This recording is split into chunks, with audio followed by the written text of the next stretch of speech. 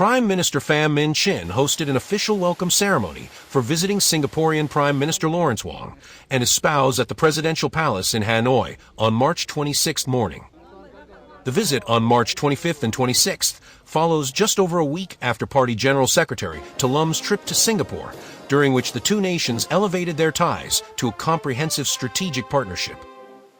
It marks Wong's first official trip to Vietnam on his post, aiming to further implement the outcomes of Lam's visit and deepen bilateral cooperation under the newly established framework.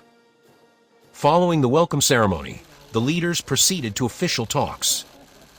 The host said that Vietnam is implementing a strategy of speeding up and making breakthroughs to reach the finish line, striving to achieve double-digit growth from 2026 onwards, towards entering a new era, that of the nation's rise in prosperous, civilized, and thriving development.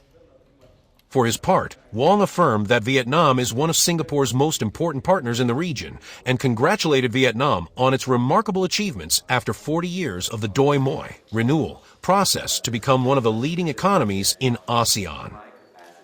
Both leaders acknowledged considerable advancements in defense, security, education, technology, tourism, labor, and people-to-people exchanges. They committed to decisive and timely measures to bolster political trust, creating breakthroughs for the comprehensive strategic partnership.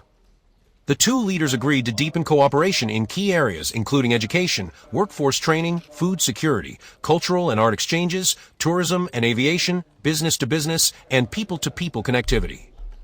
The two prime ministers agreed to maintain the shared stance of ASEAN on the East Sea, underscoring the importance of maritime and aviation freedom and safety.